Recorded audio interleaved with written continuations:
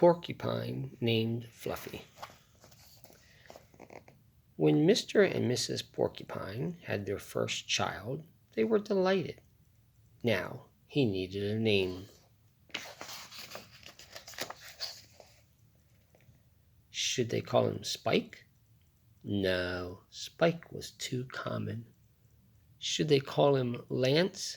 No, Lance sounded too fierce. Should they call him Needle Bruiser? No, Needle Bruiser was too long. Prickles? Pokey?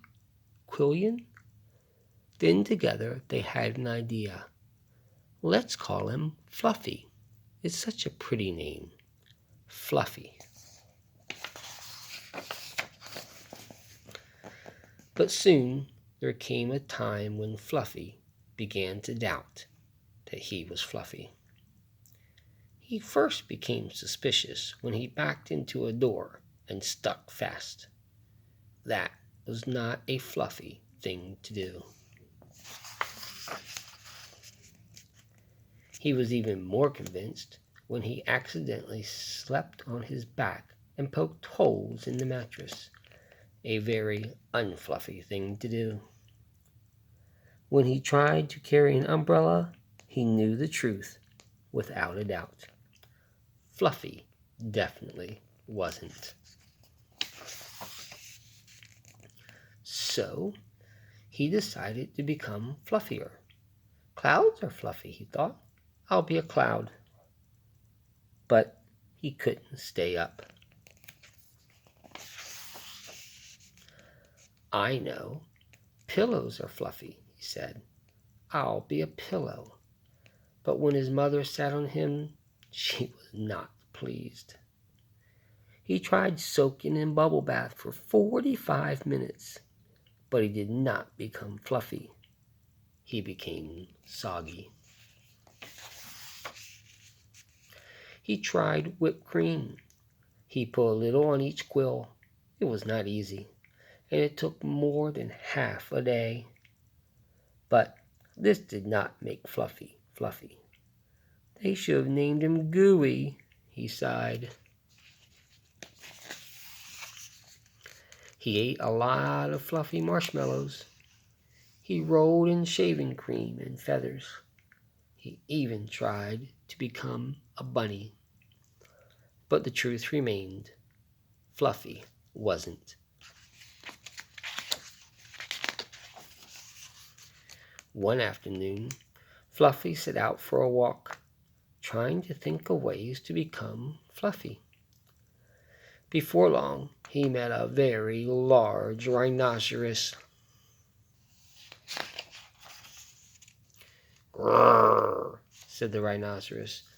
"I'm going to give you a rough time." Fluffy didn't know what a rough time was, but it didn't sound fun at all. "What is your name, small prickly thing?" asked the rhinoceros unkindly. "Fluffy," said Fluffy. The rhinoceros smiled. He giggled. Then he laughed out loud. He rolled on the ground. He jiggled and slapped his knees. He roared with laughter. "A porcupine named Fluffy!" howled the rhinoceros. Fluffy was embarrassed, but he tried to be polite. "And what is your name?" he inquired. "I can't say it," giggled the rhinoceros. "Hubert," suggested Fluffy. "Ha, ha. Oh, help. I just can't say it. I'm laughing so hard," said the rhinoceros. "Harold? Or maybe Herman?" asked Fluffy. "No," gasped the rhinoceros. "It's Hippo." "Hippo? A rhinoceros named Hippo?" Fluffy smiled. He giggled. Then he laughed out loud. He jiggled and slapped his knees. He howled with laughter. "A rhinoceros named Hippo?" Fluffy cried.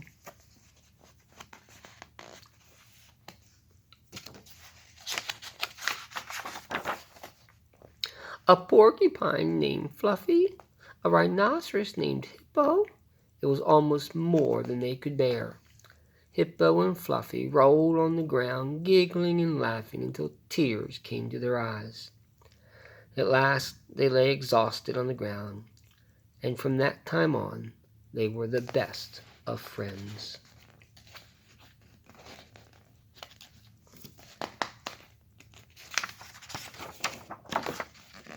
And Fluffy didn't mind being Fluffy anymore, even though he wasn't.